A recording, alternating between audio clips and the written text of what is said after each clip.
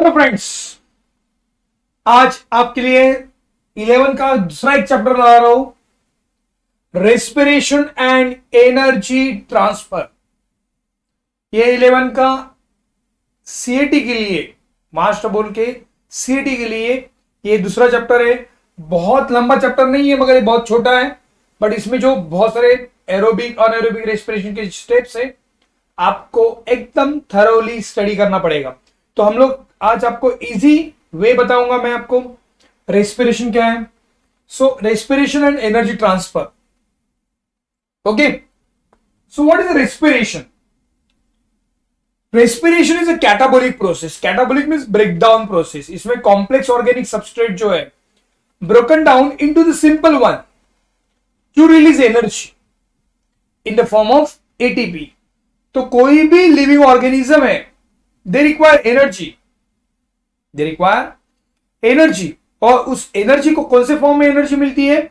In the form of ATP. किसी बंदे को एनर्जी जो चाहिए लिविंग ऑर्गेनिज्म को, आइदर दे आर प्लांट्स और either they are animals, they are getting energy in the form of ATP.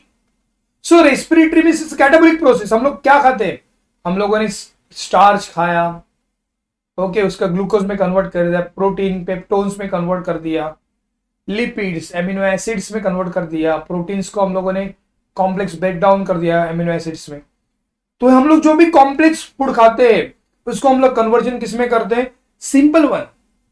Okay, and we are getting a energy. So all this energy are getting in the respiration process. तो respiration is a catabolic process by which complex organic substrate is broken down to release energy in the form of ATP. So now respiration are two types. Aerobic respiration, पहला कौन सा है? Aerobic respiration। तो आप लोग aerobic respiration लिया हम लोगों ने, तो ऑक्सीजन लिया। तो aerobic respiration और anaerobic, there are two types of respiration। एक में ऑक्सीजन की जरूरत रहती है, एक में ऑक्सीजन जरूरत नहीं रहती, तो उसको बोलते हैं anaerobic respiration। पहला है aerobic respiration। In aerobic respiration the complex organic substrate, यहां पे मैंने कार्बोहाइड्रेट का लिखा है, complex organic substrate broken down into the simple ones CO2 और H2O in the presence of oxygen to release energy. There are 38 ATPs form during aerobic respiration. तो कितना calorie हुआ? 686 kilo calorie energy is form during aerobic respiration. Okay, 1 glucose molecule से आपको 38 ATPs मिलता है। Okay, second is anaerobic respiration. Anaerobic respiration आप लोगों ने फर्मेंटेशन रिएक्शन जो होती है, आप लोग इडली बनाने के लिए, नान बनाने के लिए घर में जो फर्मेंटेशन प्रोसेस करते हैं वो अनएरोबिक रेस्पिरेशन में आता है। It is a incomplete oxidation in which complex organic substrate are broken down into the simple one to form ethyl alcohol. इससे क्या बनता है?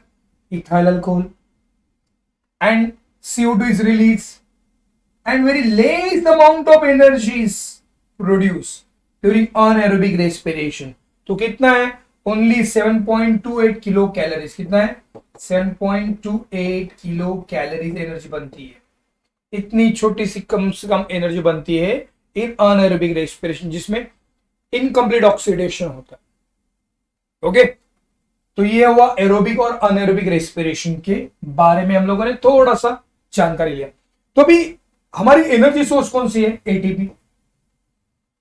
तो हम लोग नेक्स्ट स्लाइड पे जाते हैं। ATP, ATP is a currency of energy. हम लोगों ने एरोबिक रेस्पिरेशन देखा, अनएरोबिक रेस्पिरेशन देखा, तो हम लोगों ने इसमें क्या देखा कि एटीपी फॉर्म हो रहा है। एटीपी क्या हो रहा है? फॉर्म हो रहा है।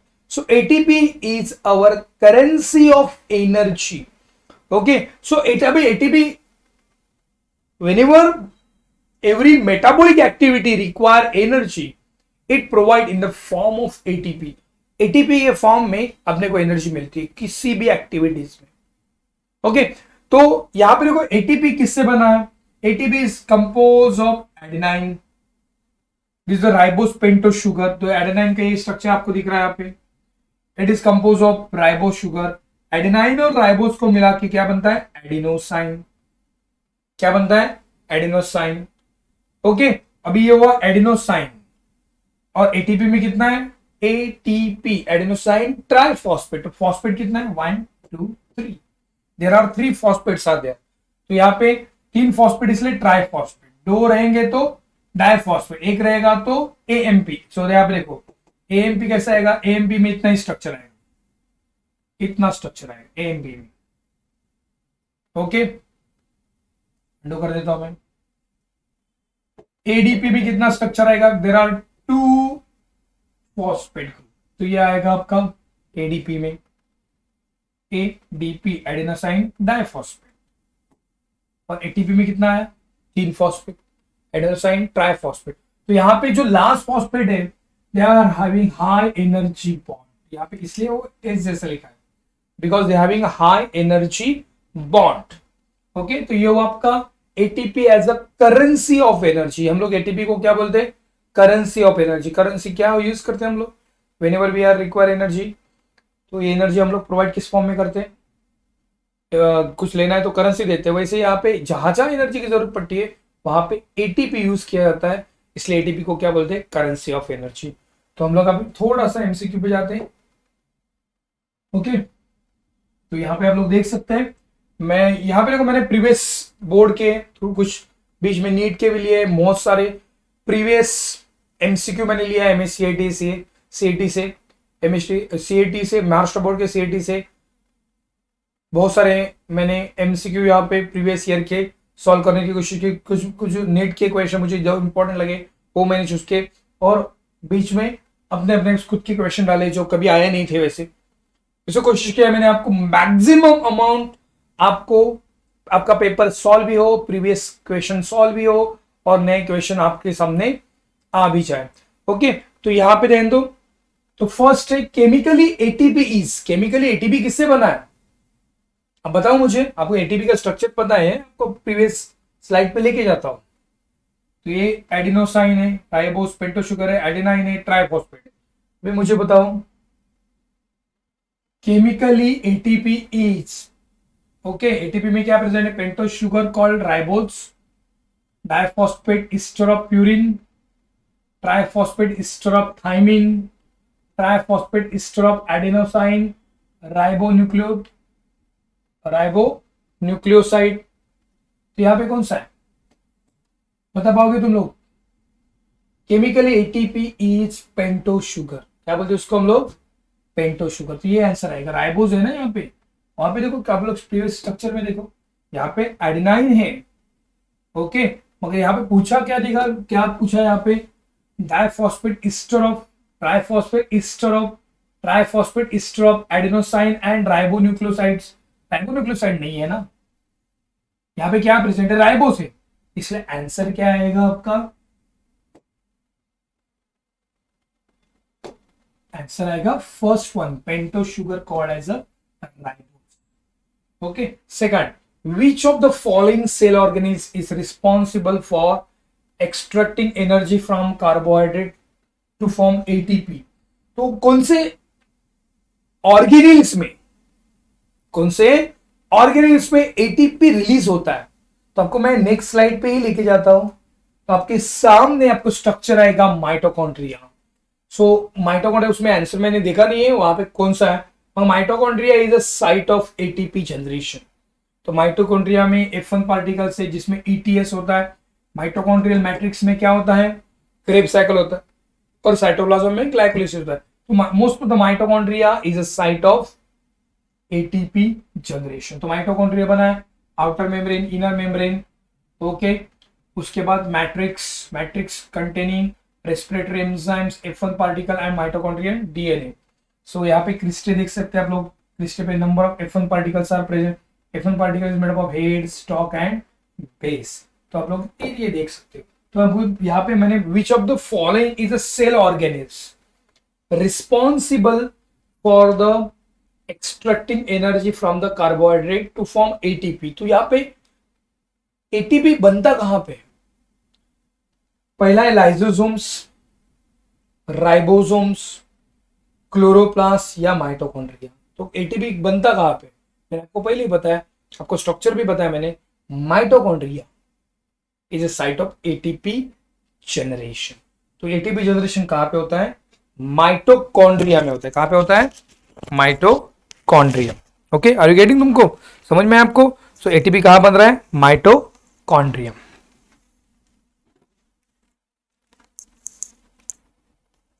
ओके, तो माइटोकॉन्ड्रिया में एटीपी फॉर्म हो रहा है। तो यहां पे वापस मैं पहले से आता हूं। Chemical ATP is pentose sugar called as ribose. Okay, which of the following cell organism is responsible for extracting energy from carbohydrate to form ATP? तो उसमें कौन सा आएगा आंसर? माइटोकॉन्ड्रिया। कौन सा आएगा आंसर? माइटोकॉन्ड्रिया। इसका आंसर क्या आएगा? Pentose sugar called as ribose. तो ये हो गया आपका just ATP currency of energy, mitochondria का स्ट्रक्चर, और हम लोगों ने देखा रेस्पिरेशन का। तो हम लोग नेक्स्ट स्लाइड पे जाते हैं। Anaerobic respiration. तो आपको मैंने अनएरोबिक रेस्पिरेशन की डेफिनेशन क्या बताई थी मैंने आपको? It is a incomplete oxidation. It is a incomplete oxidation of complex organic substrate to form ethyl alcohol to release CO2 and very less amount of energy. Okay, तो हम लोग यहां पे देख सकते हैं कि incomplete, it is incomplete oxidation, क्योंकि यहां पे जो complex organic substrate broken down हो रहा है, it is not broken down in the presence of oxygen. तो यहां पे इनकम्प्लीट ऑक्सीडेशन हो रहा है टू फॉर्म इथाइल अल्कोहल। क्या बन रहा है? Ethyl alcohol. तो फर्मेंटेशन के प्रोसेस में बेवरेजेस बनाने के लिए, अल्कोहल बेवरेजेस बनाने के लिए फर्मेंटेशन करते हैं। तो फर्मेंटेशन में जो फ्रूट्स हैं, ओके, उसको क्या किया जाता है? फर्मेंट किया जाता है बैक्टीरियल एक्टिविटी की। और बैक्टीरिया, अनएरोबिक बैक्टीरिया जो है, they are act on a carbohydrate या complex organic substrate and they forms ethyl alcohol and it release CO2 as well as ATP, but less amount of energy is released. तो now anaerobic respiration का step देखो। पहला है glycolysis. In glycolysis one molecule of glucose converted into the two molecules of pyruvic acid. आपको बाद में glycolysis पूरा step दूंगा। तो it is a common step in aerobic and anaerobic respiration. तो यहां पे देखो ग्लाइकोलिसिस में क्या होता है कि वन ग्लूकोज मॉलिक्यूल का कन्वर्ट किस में होता है? Two molecules of pyruvic acid. Okay, दूसरा second step is a decarboxylation. तो यहां पे पायरुविक एसिड जो है, this pyruvic acid undergoes decarboxylation in the presence of enzyme pyruvate decarboxylase TPP and zinc ion। तो यहां पे आपको TPP और जिंक आयन याद रखना पड़ेगा आपको। ओके, तो in the presence of pyruvate decarboxylase TPP and zinc ion to form acetaldehyde and it release CO2। तो decarboxylation में CO2 रिलीज हो रहा है to form acetaldehyde। तो सेकंड स्टेप में पायरुविक एसिड का कन्वर्ट किस में हो रहा है? Acetaldehyde. And zinc ion is necessary, TPP and zinc ion is necessary, और in the presence of enzyme pyruvate decarboxylase। तो यहां पे देखो पहला डीकार्बोक्सिलेशन है, पायरुविक का किसमें कन्वर्ट हो गया? Acetaldehyde. Okay, now the third step is a reduction. Third step is a reduction. Now in the reduction acetaldehyde undergoes reduction in the presence of enzyme dehydrogenase। In the presence of enzyme dehydrogenase, so in the presence of an enzyme dehydrogenase it form ethyl alcohol। क्या बनाता है ये? ethyl alcohol। Okay, are you getting? समझ में आपको ये क्या बना रहा है? ethyl alcohol। तो ये हो गया आपका reduction step. Okay, are you getting? समझ में आ रहा है आपको?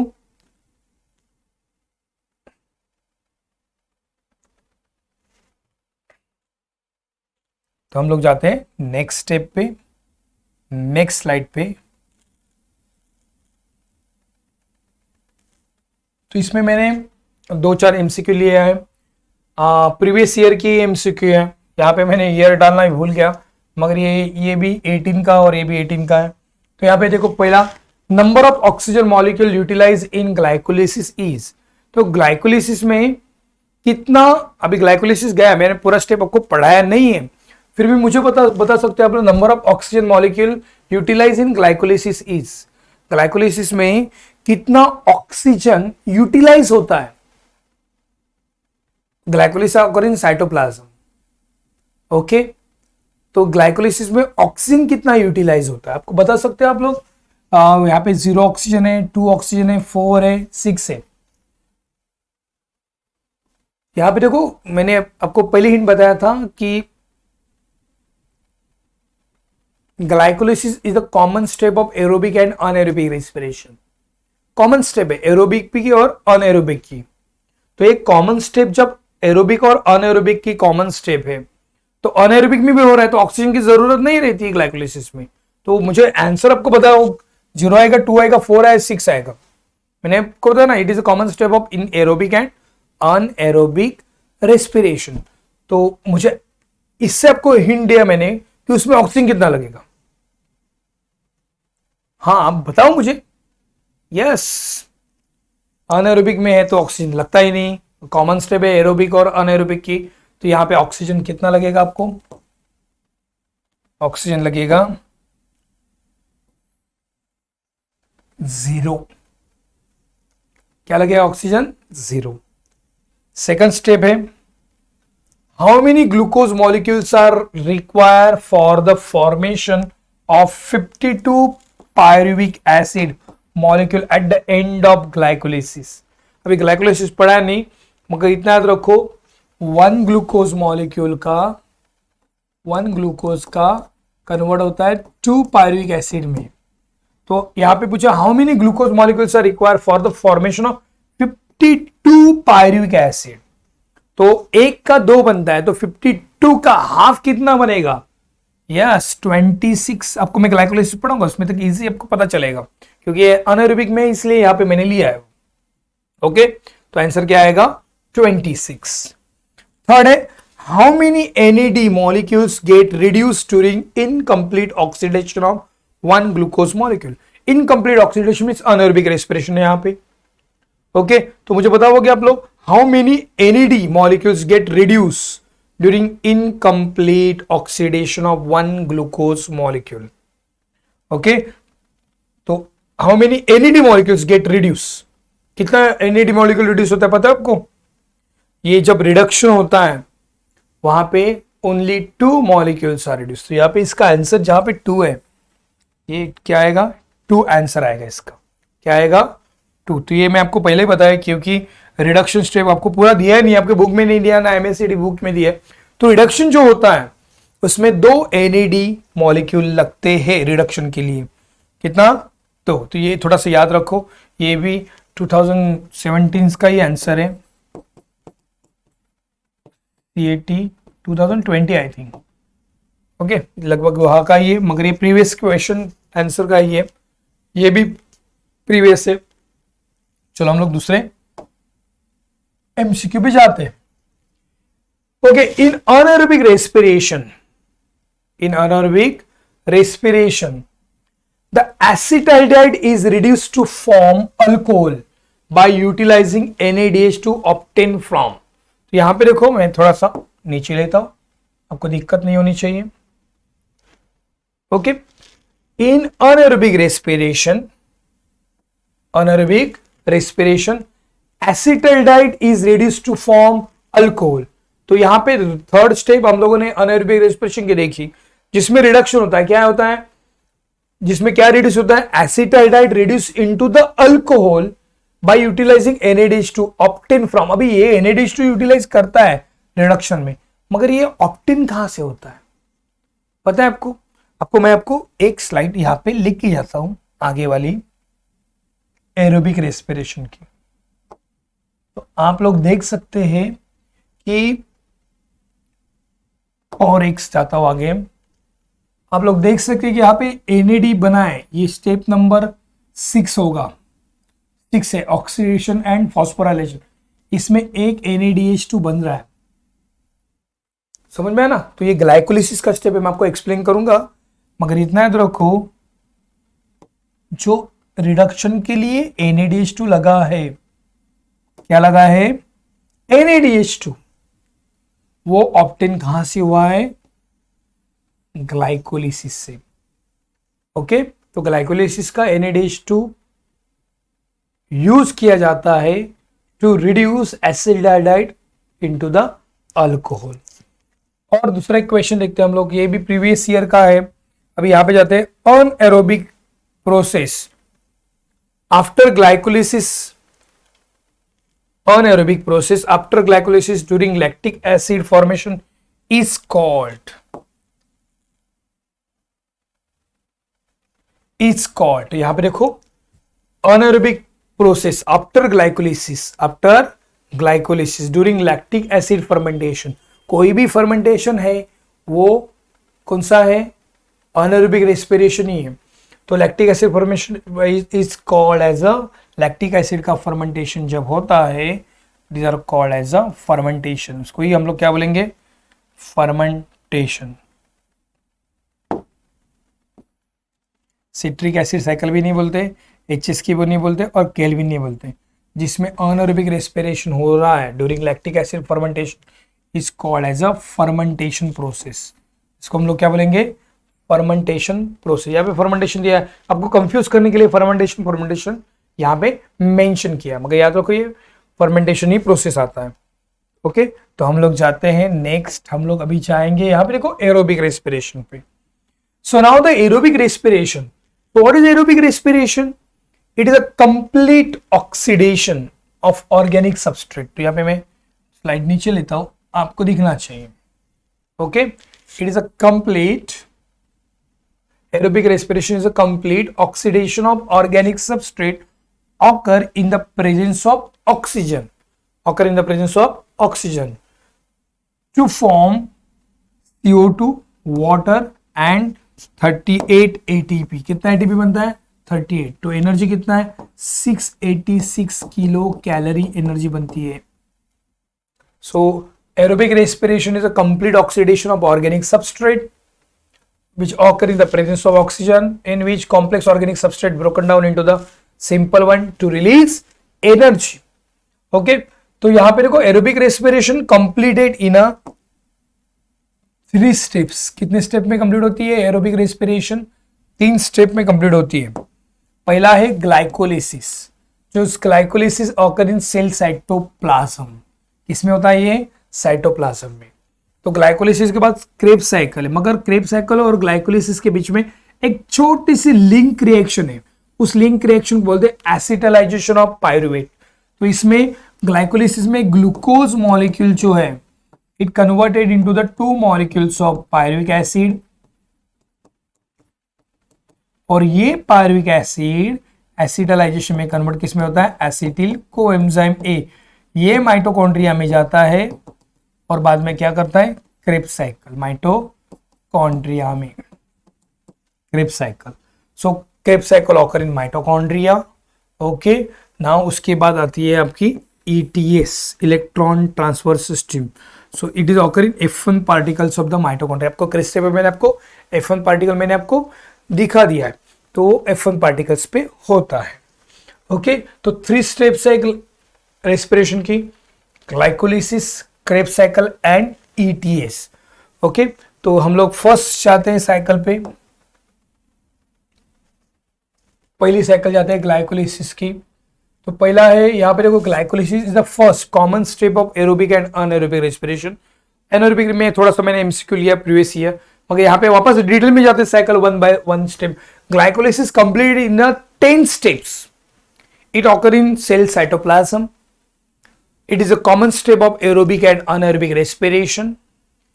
In glycolysis, 1 molecule of glucose converted into the 2 molecules of pyruvic acid.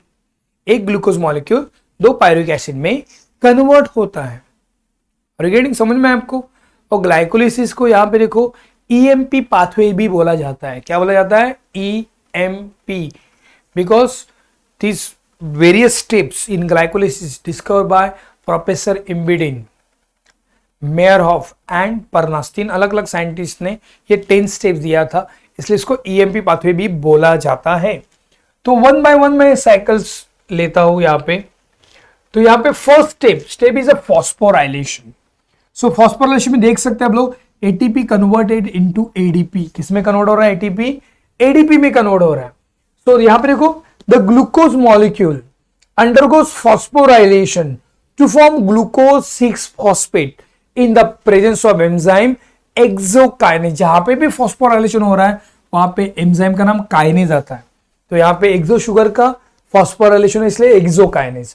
Here एमजीआईएन is necessary, यहाँ पे एमजीआईएन नेसेसरी है। तो यहाँ पे मैं थोड़ा स्लाइड नीचे लेता हूं, आपको तकलीफ होगी, वापस मैं आ जाता हूं यहाँ पे। तो आप लोग देख सकते हैं first step is a phosphorylation. So in phosphorylation the one molecule of glucose undergoes phosphorylation to form glucose 6 phosphate in the presence of exokinase. MGIN is necessary. तो यहाँ पे एंजाइम का नाम है exokinase. Now the second step is the isomerization. So isomerization में क्या हो रहा है? The glucose 6 phosphate, पहले यहाँ पे ग्लूकोज था ओनली, यहाँ पे glucose 6 phosphate, okay, undergoes isomerization. Step क्या नाम क्या है? Isomerisation, to form fructose 6 phosphate, to form fructose 6 phosphate in the presence of enzyme, यहां का फॉस्फोग्लूको आइसोमरेज। तो एंजाइम का नाम कैसे याद रखोगे? फॉस्फोग्लूको आइसोमरेज। सेकंड स्टेप है आइसोमराइजेशन। वापस देखो आइसोमराइजेशन में क्या हुआ? ग्लूकोज 6 phosphate अंडरगो, स्टेप का नाम बोलने का अंडरगोज आइसोमराइजेशन, प्रोडक्ट का नाम बोलने का to form fructose 6 phosphate in the presence of enzyme. Enzyme का नाम क्या है? फॉस्फोग्लूको आइसोमरेज। हर स्टेप में ऐसे ये स्टेप फॉलो करने का, ओके। ये हो गया आपका isomerisation. Third step is a phosphorylation. अभी हम वापस जाते हैं फॉस्फोराइलेशन पे। यहाँ पे अगेन एनर्जी यूटिलाइज हुई है। एटीपी कन्वर्ट किस में हुआ है? एडीपी में कन्वर्ट हुआ है। तो यहाँ पे fructose 6 phosphate undergoes phosphorylation to form fructose 1,6 diphosphate, in the presence of enzyme phosphofructokinase. तो यहाँ पे वापस एंजाइम का नाम क्या है? काइनेज। देखो यहाँ पे एमजीआईएन इज नेसेसरी। मैं वापस स्टेप देखो, पहले सबस्ट्रेट का नाम फ्रुक्टोज 6 phosphate अंडरगोज स्टेप का नाम undergoes phosphorylation to form product का नाम fructose 1,6 diphosphate, okay, in the presence of enzyme का नाम फॉस्फोफ्रुक्टोकाइनेज। एमजीआईएन is necessary. तो यहाँ पे फॉस्फोराइलेशन फर्स्ट स्टेप में हो रहा है और थर्ड स्टेप में फॉस्फोराइलेशन।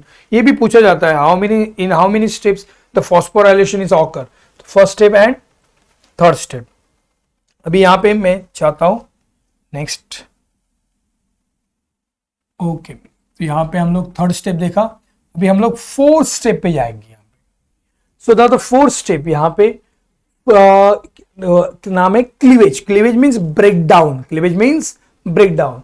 तो फ्रुक्टोज 1,6 डाइफॉस्फेट अंडरगोज क्लीवेज में ब्रेक डाउन हो रहा है, okay, to form one molecule of dihydroxy acetone phosphate, and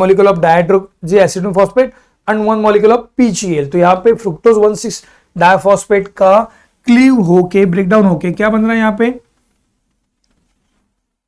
one molecule of DHAP and one molecule of PGAL in the presence of enzyme अल्डोलेज।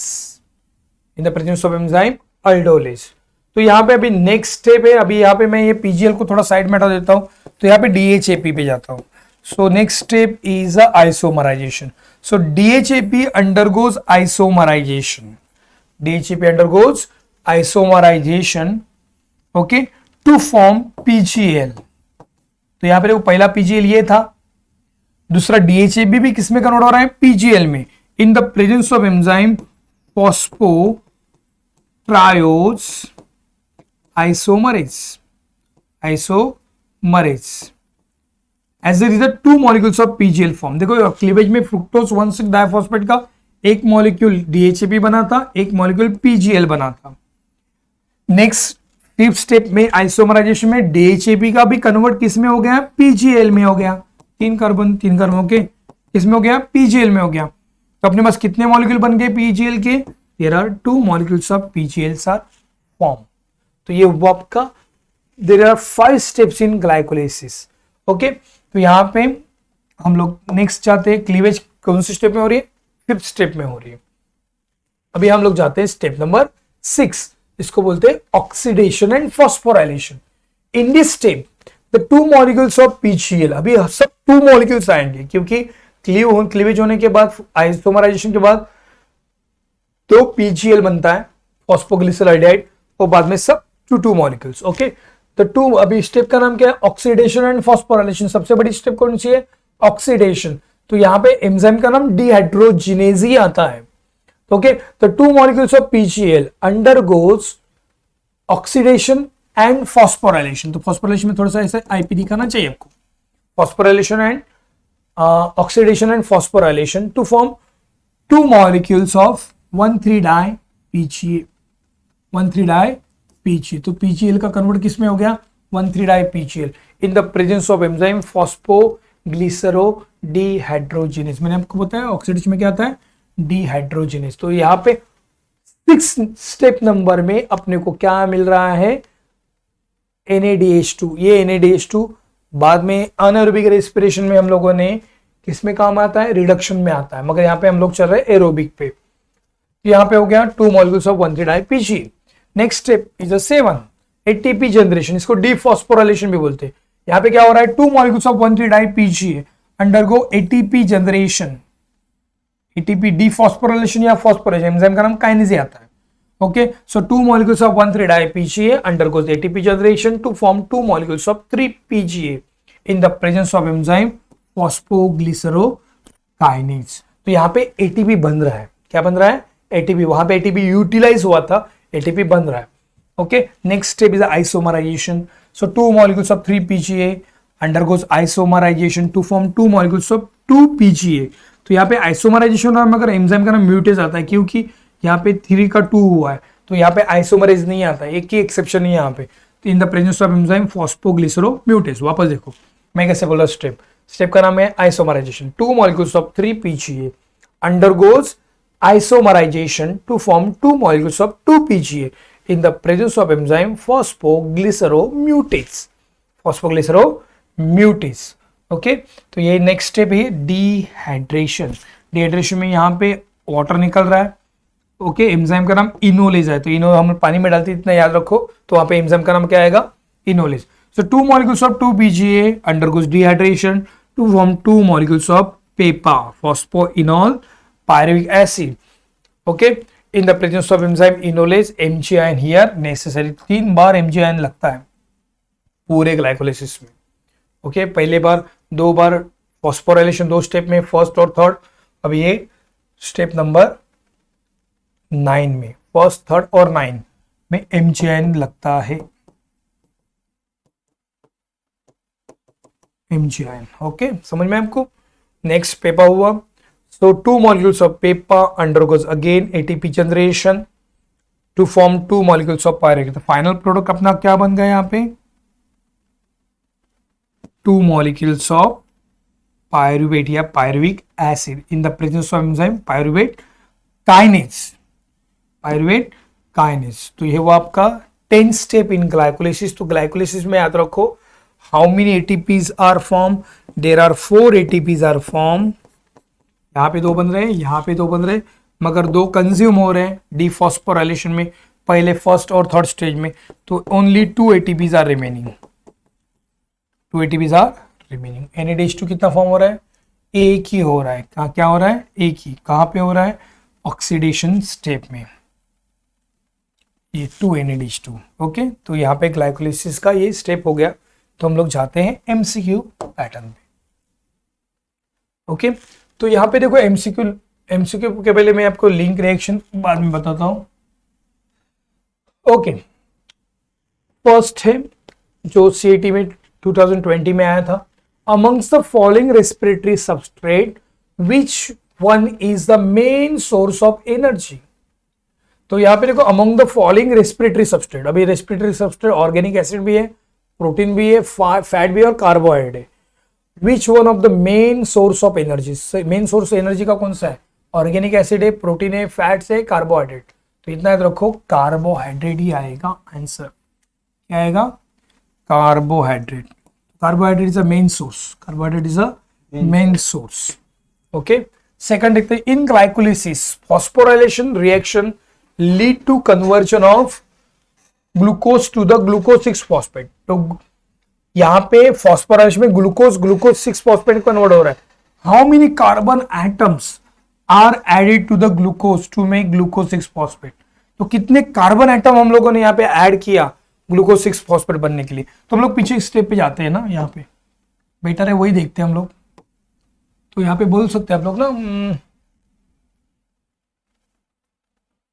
आजा नीचे, आजा नीचे, आ गया देखो. तो यहाँ पे ग्लूकोज इसमें कौन है, ग्लूकोज 6-फॉस्फेट. How many carbon atoms is added. कुछ दिख रहा है कार्बन एटम में, यहाँ पे भी 6 है, यहाँ पे भी 6 है. कुछ कार्बन एटम ऐड हुआ है कि बताओ मुझे. यहाँ पे ये आंसर क्या आएगा इसका. Okay, in glucose phosphorylation reaction lead to conversion of glucose to glucose 6-phosphate. How many carbon atoms are added to the glucose to make glucose 6-phosphate? 0, none. वहां पे भी 6 कार्बन था, यहाँ पे भी 6. तो यहाँ पे आंसर क्या आएगा 0. तो ये भी प्रीवियस ईयर का क्वेश्चन था. तो यहाँ पे हम लोग दूसरा जाते हैं. Next, oxidation of one molecule of acetyl coenzyme molecule produce. अभी यहाँ पे मैं पीछे एक लिंक रिएक्शन पे जाता हूँ. देखो link reaction after glycolysis there is a link reaction before we are started a Krebs cycle. तो लिंक रिएक्शन में पायरुविक एसिड किसमें कन्वर्ट हो जाता है. Now this pyruvic acid undergoes oxidative decarboxylation to form acetyl coenzyme A. Okay, in the link reaction means pyruvic acid undergoes oxidative decarboxylation to form acetyl coenzyme A in the presence of enzyme pyruvate decarboxylation. And now this acetyl coenzyme later on enter into the mitochondrial matrix to begin a Krebs cycle. तो यहाँ पे मैं next यहाँ पे MCQ दिया है उस पे जाता हूँ. Okay, oxidation of one molecule of acetyl coenzyme molecule produce. अभी यहाँ पे ये क्रेब्स साइकिल का लिंक है. तो मैं क्रेब्स साइकिल जब पढ़ाऊंगा तब ये इसका मैं लूंगा, किसका, क्रेब्स साइकिल. तो हम लोग चाहते हैं next one is a Krebs cycle. तो नाउ यहाँ पे क्रेब्स साइकिल का पहला स्टेप है condensation. Krebs cycle occur in mitochondrial matrix. किसमें होता है, माइटोकॉन्ड्रियल मैट्रिक्स. तो मैं क्रेब्स साइकिल आपको 1 by 1 लेता हूं यहाँ पे. ओके, तो क्रेब्स साइकिल के ऊपर क्या होना चाहिए था, यहाँ पे एसिटालाइजेशन. यहाँ पे स्टेप में थोड़ा कट करके अच्छा निकालता हूं, आपको कंफ्यूजन नहीं होना चाहिए.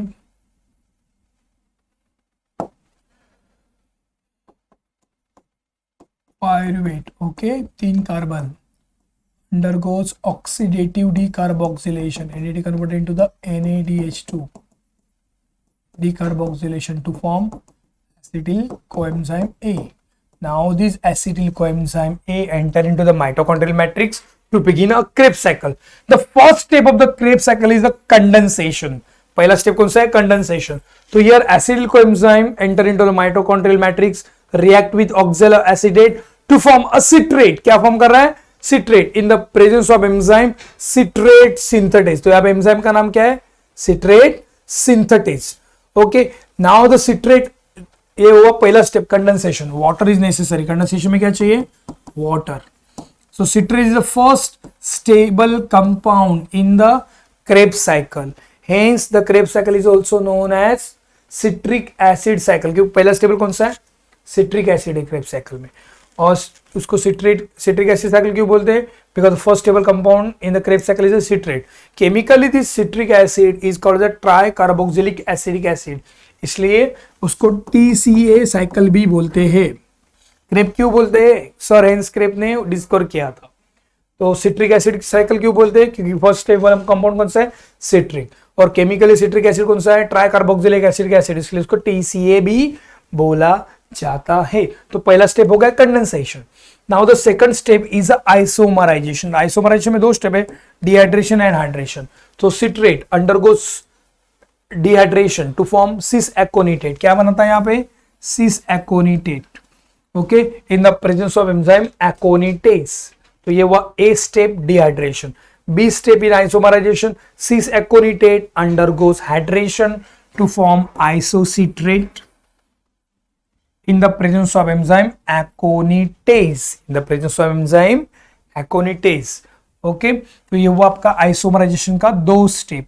ये 2A और ये 2B. In both there is a zinc ion is necessary, दोनों जगह पे क्या चाहिए, जिंक आयन। तो zinc ion second step isomerisation में क्रेप में लगता है, ये एमसीक्यू आ सकता है आपको। Okay, now the third step हम लोग जाते हैं यहां पे, थर्ड स्टेप। तो थर्ड स्टेप का नाम क्या है, ऑक्सीडेशन। यहां पे मैंने लिखा है ऑक्सीडेशन। तो थर्ड स्टेप में ऑक्सीडेशन में क्या हो रहा है, isocitrate undergoes oxidation to form oxalosuccinate, oxalosuccinate. तो यहां पे देखो थर्ड स्टेप में ऑक्सीडेशन हो रहा है, इन स्टेप में, थर्ड स्टेप में। Okay, isocitrate undergoes oxidation to form oxalosuccinate in the presence of enzyme isocitrate dehydrogenase। यहाँ पे एंजाइम का ये नाम लिखने का, ऑक्सीडेशन हुआ इसलिए dehydrogenase। ये हुआ third step. Now the fourth step is a decarboxylation. तो यहाँ पे डीकार्बोक्सिलेशन फोर्थ स्टेप में हो रहा है। Okay, oxalosuccinate undergoes decarboxylation to form alpha ketoglutarate acid, alpha ketogluteric acid। Okay, in the presence of enzyme oxalosuccinate decarboxylation, क्योंकि decarboxylation हुआ है, एंजाइम का नाम ऊपर का सब्सट्रेट का नाम लिखने का, बाद में एंजाइम का नाम लिखने का। ओके, स्टेप का नाम लिखने का, डीकार्बोक्सिलेशन। तो यहाँ पे डीकार्बोक्सिलेट्स, तो यहाँ पे oxalosuccinate undergoes decarboxylation to form alpha keto glutarate in the presence of enzyme oxalosuccinate decarbox. तो यहाँ पे देखो 6 कार्बन थे, यहाँ पे बन गए 5 कार्बन, 2 ही बार डीकार्बोक्सिलेशन होता है। थर्ड स्टेप ऑक्सीडेटिव डीकार्बोक्सिलेशन भी हो रहा है यहाँ पे, और डीकार्बोक्सिलेशन भी हो रहा है। तो स्टेप का नाम क्या आएगा, स्टेप नंबर मैं आपको बताता हूं, step number 5 oxidation and decarboxylation. Step का नाम क्या है, ऑक्सीडेशन एंड डीकार्बोक्सिलेशन। तो ऑक्सीडेशन भी हो रहा है, डीकार्बोक्सिलेशन भी हो रहा है। तो यहाँ पे ध्यान देख सकते हैं आप लोग। तो alpha ketoglutarate undergoes oxidation and decarboxylation, undergoes oxidation and decarboxylation to form succinyl coenzyme A। Okay, यहाँ पे 5 कार्बन का कितना हो गया, 4 कार्बन हो गया। तो 2 बार डीकार्बोक्सिलेशन हो रहा है, वो भी स्टेप नंबर 4 एंड 5, यहाँ पे ही डीकार्बोक्सिलेशन हो रहा है। नेक्स्ट स्टेप आप लोग देख सकते हैं, यहाँ पे फॉस्फोराइलेशन एंड हाइड्रेशन हो रहा है। क्या हो रहा है, phosphorylation and hydration. So succinyl coenzyme undergoes phosphorylation and hydration to form succinate। क्या फॉर्म कर रहा है यहाँ पे, succinate, to form succinate in the presence of enzyme thiokinases। यहाँ पे एंजाइम का नाम क्या है, thiokinases। तो यहाँ पे एक ATP बन रहा है, क्या बन रहा है यहाँ पे, ATP। ओके, समझ में आपको। तो यहाँ पे हुआ ये स्टेप 6, जिसको नाम है phosphorylation and hydration. Next step again oxidation है, यहाँ पे succinate undergoes oxidation to form fumarate. यहाँ पे अगेन ऑक्सीडेशन हो रहा है। ऑक्सीडेशन कितने स्टेप में हो रहा है, देखो सेकंड स्टेप में हो रहा है। ऑक्सीडेशन कहाँ पे हो रहा है, मैं यहाँ पे लिख रहा हूं oxidation second step, step number 5 में भी हो रहा है, 2-5 में हो रहा है, और अगेन स्टेप नंबर 7 में भी हो रहा है ऑक्सीडेशन। तो यहाँ पे succinate undergoes oxidation to form fumarate in the presence of enzyme succinate dehydrogenase. Okay, वापस यहाँ पे स्टेप का नाम है hydration. Fumarate undergoes hydration to form a malate. Okay, in the presence of enzyme fumarase. Enzyme का नाम क्या है, यहाँ पे आएगा फ्यूमरेज। फ्यूमरेट का फ्यूमरेज कर दो। Next step is again oxidation. तो ऑक्सीडेशन वापस आ रहा है 9 स्टेप में। ऑक्सीडेशन कहां पे आ रहा है, स्टेप नंबर 9, 2, 5, 7, 9 में ऑक्सीडेशन हो रहा है, इतना याद रखो। यहाँ पे डीकार्बोक्सिलेशन हो रहा है। डीकार्बोक्सिलेशन कहां पे हो रहा है, oxidation occur in 4 and 5। Okay, समझ में आपको। हाइड्रेशन कहां पे हो रहा है, स्टेप नंबर वहां पे भी हाइड्रेशन हो रहा है ना, स्टेप नंबर 2A। हाइड्रेशन कहां पे हो रहा है, 2B में हो रहा है। दूसरा हाइड्रेशन कहां पे हो रहा है, यहां पे 6 में हो रहा है। ओके, कहां पे हो रहा है, 6 में हो रहा है, और यहां पे हो रहा है 7 स्टेप में, 8 में हो रहा है। किस में हो रहा है? 8 में। तो ये थोड़ा सा याद रखो। तो यहाँ पे malate undergoes oxidation to form oxaloacetate. क्या फॉर्म करा है? Oxalo acetate. वापस ऑक्सीडेशन हुआ, तो ऑक्सीडेशन 9 स्टेप में यहाँ पे आया in the presence of enzyme malate dehydrogenase. तो ये क्रेब्स साइकिल इजी है, देखा जाए तो बहुत इजी है।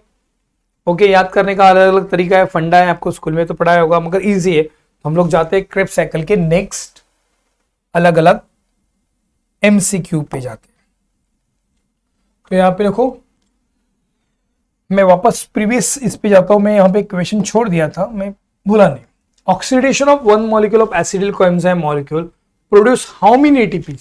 6 एटीपी बनता है, 12 एटीपी बनता है, 30 एटीपी या 24। वापस देखो, oxidation of one molecule of acetyl coenzyme molecule how much amount of ATP? तो आप लोग देख सकते हैं यहाँ पे एसिडिल कोएंजाइम का ऑक्सीडेशन हो रहा है, तो कितना एटीपी बन रहा है? तो यहाँ पे एटीपी ऑक्सीडेशन कितने बार हो रहा है? 3 बार हो रहा है। 1 2 3 4 बार यहाँ पे हो रहा है, मगर यहाँ पे 2 एटीपी बनेगा और बच्चे हुए यहाँ पे 3 एटीपी। देखो मैं यहाँ पे लिखता हूँ, क्योंकि एक एनएडी से 3 एटीपी बनता है। 3 एटीपी यहाँ पे बन रहा है। कलर मैं अलग ही चूज कर देता हूँ आपको, अलग ग्रीन लेता हूँ। तो यहाँ पे 3 एटीपी बन रहा है। ओके, यहाँ पे भी 3 एटीपी बन रहा है, 6 हो गया एटीपी। यहाँ पे 2 एटीपी बन रहा है, यहाँ पे 3 बन रहा है। कितना हो गया? 3 3 6 6 7 8 9 10 11 और 1 एटीपी यहाँ पे बन रहा है। तो 12 एटीपी कितना बनेगा? 12। तो यहाँ पे आंसर कितना रहे? 12। So oxidation of one molecule of acetyl coenzyme A molecule produce 12 ATPs. Answer आ गया अपना, इजीली आंसर आ गया। तो हम लोग नेक्स्ट स्टेप पे अभी एमसीक्यू पे जाते हैं। ध्यान दो, यहाँ पे in single Krebs cycle decarboxylation takes place at. अभी मुझे बताओ डीकार्बोक्सिलेशन कितने स्टेप में होता है? आपको बताया मैंने डीकार्बोक्सिलेशन कहाँ पे हो रहा है? Occur in 4th and 5th, 2 step में हो रहा है। तो यहाँ पे आंसर क्या आएगा? Answer is 2। Okay, during Krebs cycle the intermediate of alpha ketoglutarate is form as a result of. During Krebs cycle, the intermediate alpha ketoglutarate is formed as a result of alpha ketoglutarate is formed। किससे alpha ketoglutarate बन रहा है बताओ मुझे? Alpha ketoglutarate यहां से किससे बन रहा है? ऑक्सैलोसक्सिनेट। तो यहाँ पे आंसर देखो, ऑक्सैलोसक्सिनेट है क्या यहाँ पे? है ऑक्सैलोसक्सिनेट, हाइड्रेशन ऑफ ऑक्सैलोसक्सिनेट। पीछे जाता हूं, यहाँ पे हाइड्रेशन है, देखो हाइड्रेशन है। ओके, यहाँ पे डीकार्बोक्सिलेशन है, ऑक्सैलोसक्सिनेट अंडरगोज डीकार्बोक्सिलेशन। तो यहाँ पे मुझे आंसर बताओ क्या आएगा? ऑक्सीडेशन यस, ये आंसर तो नहीं आएगा। आंसर आएगा डीकार्बोक्सिलेशन ऑफ ऑक्सैलोसक्सिनेट, डी आएगा आंसर। क्या आएगा? डी, क्योंकि यहाँ पे डीकार्बोक्सिलेशन हो रहा है। आपको देख सकते हैं यहाँ पे क्या हो रहा था? डीकार्बोक्सिलेशन। ओके, तो नेक्स्ट एमसीक्यू पे जाते हैं। Oxidation phosphorylation in eukaryotes occur during. वो सीईटी का 2080, महाराष्ट्र सीईटी का 2080 का क्वेश्चन है, प्रीवियस ईयर का। तो यहाँ पे देखो, oxidation of phosphorylation occur during photosynthesis में ऑक्सीडेशन होता है, या सेकंड बी प्रोटीन सिंथेसिस में, लिपिड सिंथेसिस, या रेस्पिरेशन। आंसर तो सिंपल है, रेस्पिरेशन। ओके, नेक्स्ट जाते हैं हम लोग। Coenzyme of ETS of mitochondria. ETS का, माइटोकॉन्ड्रिया का, ये 2018 में ईटीएस तो आपको पढ़ा है नहीं, मगर इतना याद रखो फ्लेवोप्रोटीन जहां पे आएगा, फ्लेवोप्रोटीन, तो ये आंसर साइटोक्रोम डिहाइड्रेट फ्लेवोप्रोटीन, ये मैं ईटीएस में आपको बताऊंगा आपको। ओके, तो नेक्स्ट हम लोग जाते हैं ईटीएस पे। ईटीएस में क्या हो रहा है? Flavoprotein enzyme. तो यहाँ पे देखो, there are 2 routes in ETS. ETS means terminal oxidation. ETS means terminal oxidation. इसको क्या बोलते हैं हम लोग? Terminal oxidation. It occur in F1 particles. तो रिड्यूस कोएंजाइम जो भी है NADH2 and FADH2, they enter into the F1 particles and they undergoes further oxidation to release ATP. So out of 38 ATP in aerobic respiration, 34 कितने ATP बोला मैंने, 34 form in ETS. Terminal oxidation में कितना बनता है इलेक्ट्रॉन ट्रांसफर सिस्टम में, 34 ATP out of 38. Okay, तो यहाँ पे जो फर्स्ट रूट में जाता हूँ, NADH2 from glycolysis of Krebs cycle enter into the F1 particle, undergoes, क्या हो रहा है अंडरगोज यहाँ पे, reduction, undergoes reduction, hydrogen accepted by FMN. FMN undergoes oxidation and reduction and simultaneously हो रहा है. Hydrogen accepted by coenzyme ubiquinone. Q means ubiquinone. Undergoes oxidation and reduction. Okay, then hydrogen split into the proton and electron. वापस देखो NADH2 enter into the F1 particles. Okay, undergoes reduction. Hydrogen accepted by FMN. FMN undergoes oxidation and reduction. Hydrogen accepted by coenzyme ubiquinone undergoes reduction and oxidation. Then the hydrogen split into the proton. किसमें split हुआ, proton and electron. Proton and electron. So electron passes to the series of cytochrome system. तो ये series of cytochrome system में क्या हो रहा है, पास हो रहा है. And here it simultaneously oxidize and reduce ferric into the ferrous. Okay, finally this electron reaches towards the terminal end. तो यहाँ पे देखो ये इलेक्ट्रॉन है, ये passes to the series of cytochrome system, पूरे series of cytochrome system में पास हो रहा है और simultaneously ferrous को क्या कर रहा है, ऑक्सीडेशन और रिडक्शन कर रहा है. Finally this electron reaches towards the terminal end where it ionized oxygen. These ionized oxygen combine with the proton. इससे combine हुआ proton to form metabolic water. यही water Krebs cycle में utilize होता है जहाँ पे hydration होता है. Okay. Finally from NADH2 how many ATPs are formed? There are 3 ATPs are formed. First NADH2 to FMN. Second ATP from cytochrome C1 to cytochrome C. Third ATP cytochrome A to cytochrome A3. 3 ATPs are formed. ये हुआ first route. Second route 2 is FADH2. FADH2 form in a Krebs cycle. It enter into the F1 particle, undergoes reduction. This hydrogen accepted by coenzyme ubiquinone undergoes oxidation and reduction. Then hydrogen split into the proton and electron. Electron passes to the series of cytochrome system. Okay, where it alternately oxidize and reduce ferric into the ferrous. Finally, electron reaches towards the terminal end. It ionizes oxygen combined with the proton to form metabolic water. So from FADH2, how many ATPs are formed? कितने ATP form हो रहे? 2 ही. From cytochrome C1 to cytochrome C, cytochrome A to cytochrome A3. तो NADH2 से 3 ATP बन रहे, FADH2 से 2 ATP बन रहे इलेक्ट्रॉन ट्रांसफर सिस्टम में. तो यहाँ पे एंजाइम का मेन काम है फ्लेवोप्रोटीन एंजाइम लगता है ETS के लिए. इसका ये प्रीवियस ये आपको पता है ना, coenzyme of ETS in mitochondria are cytochrome dehydrogenase flavoprotein. याद रखो CT 2018 में महाराष्ट्र बोर्ड के आया था. तो ये हुआ आपका ETS का टर्मिनल ऑक्सीडेशन का. तो यहाँ पे देखो एक टॉपिक और लेता हूँ, respiratory quotient. Respiratory quotient means the volume of ratio of CO2 evolve. Volume of ratio of CO2 evolve. CO2 कितना इवॉल्व हुआ है by the consumption of oxygen is called as the respiratory quotient. इसको हम लोग क्या बोलते हैं, respiratory quotient. तो इसका फॉर्मूला है RQ = CO2 divided by O2. तो यहाँ पे देखो RQ value of carbohydrate is 1 क्यों आती है कार्बोहाइड्रेट की. तो यहाँ पे देखो जब हम लोग C6H12O6 लिखते हो और एरोबिक रेस्पिरेशन में 6O2 लिखते हैं, यूज करते हैं, और इससे बनता है 6CO2. ओके, तो यहाँ पे 6CO2 फॉर्मूला में ऐसे डाल दिया हम लोगों ने 6CO2 + 6O2 तो आता है 1. तो value of carbohydrate is 1. RQ value of carbohydrate is 1. Okay, ये हुआ कार्बोहाइड्रेट का RQ value.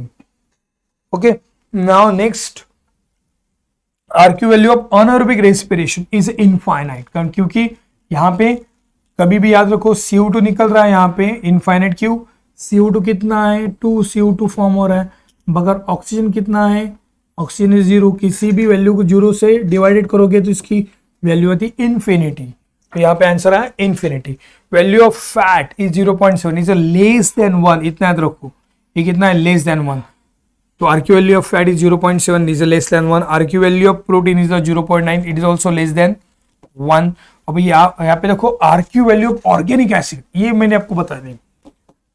RQ value of organic acid, organic acid का जो वैल्यू है इज ग्रेटर देन 1। इससे ग्रेटर है, is a greater than 1।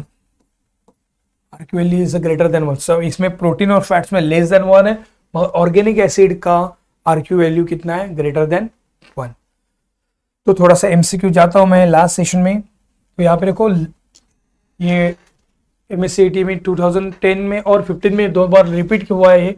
Last electron acceptor in ETS is NADH, oxygen, cytochrome A3 या cytochrome A3। Last ETS, तो मुझे बताओ last electron acceptor कौन है ETS में? देखो मैं आपको साइकिल ही बताता हूं, लास्ट इलेक्ट्रॉन एक्सेप्टर कौन है? आप लोग देख सकते हैं इलेक्ट्रॉन एक्सेप्टर कौन है लास्ट, कौन सा है? इट इज ऑक्सीजन यार, इसलिए तो इसका आंसर क्या है? यस, इसका क्या है? B, oxygen. क्या आएगा इसका? Oxygen. Where is the respiratory electron transfer system located in the plant? तो प्लांट में रेस्पिरेटरी इलेक्ट्रॉन ट्रांसफर सिस्टम कहां पे लोकेटेड है, बता पाओगे आप लोग? Inner membrane of the space, mitochondrial matrix, outer mitochondrial matrix या इनर माइटोकॉन्ड्रियल मेम्ब्रेन? इसका क्या आएगा आंसर? Inner mitochondrial membrane. सब जगह पे सेम, माइटोकॉन्ड्रिया के अंदर ही होता है inner mitochondrial membrane. Means mitochondrial matrix में थोड़ा होता है, क्रेब्स साइकिल होता है। तो यहाँ पे where the respiratory electron transfer system is located, F1 particle, उसको क्या बोलते हैं? F1 particles. ओके, ये इसका आंसर है डी। नेक्स्ट जाते हैं, terminal oxidation is essential for oxidation of. Okay, terminal oxidation is essential for oxidation of enzyme, ATP, water या कोएंजाइम? तो कोएंजाइम, इसका आंसर क्या आएगा? कोएंजाइम। तो ये मैंने कोशिश की कि ज़्यादा से ज़्यादा लेने की कोशिश की आपको। तो मैंने प्रीवियस ईयर के थोड़े से क्वेश्चन लिए और थोड़े से बीच बीच में नीट का भी क्वेश्चन 1-2 डाला था मैंने, मगर इतना रखो बहुत सारे सिंपल क्वेश्चन प्रीवियस ईयर के रहते हैं, रिपीट होते हैं, मगर थोड़ा सा घूम के। टॉपिक तो वही है, टॉपिक बदलने वाला नहीं है, टॉपिक बदलने वाला नहीं है, मगर इतना याद रखो कि घूम फिरा के वही क्वेश्चन आएंगे, वही टॉपिक आएगा। तो इसमें रेस्पिरेटरी, ये जो 11 का टॉपिक है, रेस्पिरेशन एंड एनर्जी ट्रांसफर, तो ये टॉपिक बहुत बड़ा नहीं है, सिर्फ साइकिल से। आपको साइकिल आ रही है तो देन इट इज इजी। आपको कहाँ पे ऑक्सीडेशन हो रहा है, कहाँ पे डीकार्बोक्सिलेशन हो रहा है, कहाँ पे हाइड्रेशन हो रहा है, कितना NADH2 बन रहा है, कहाँ पे बन रहा है, ये सब आना चाहिए आपको। एक बार ये आ गया, सो ये चैप्टर में जितने भी क्वेश्चन आएंगे उतने मार्क्स आपके पॉकेट में इजीली जाएंगे। तो प्रीवियस ईयर के मैंने आपको क्वेश्चन दिखाया तो कितना इजी था, और टॉपिक से भी बताया आपको मैंने। सो ये आज के सेशन के लिए इतना ही काफ़ी है। तो हम लोग, मैं 12 का सेशन जल्दी स्टार्ट कर देता हूँ फटाफट से। ओके, तो आज के लिए बाय, टेक केयर, शब्बा खैर।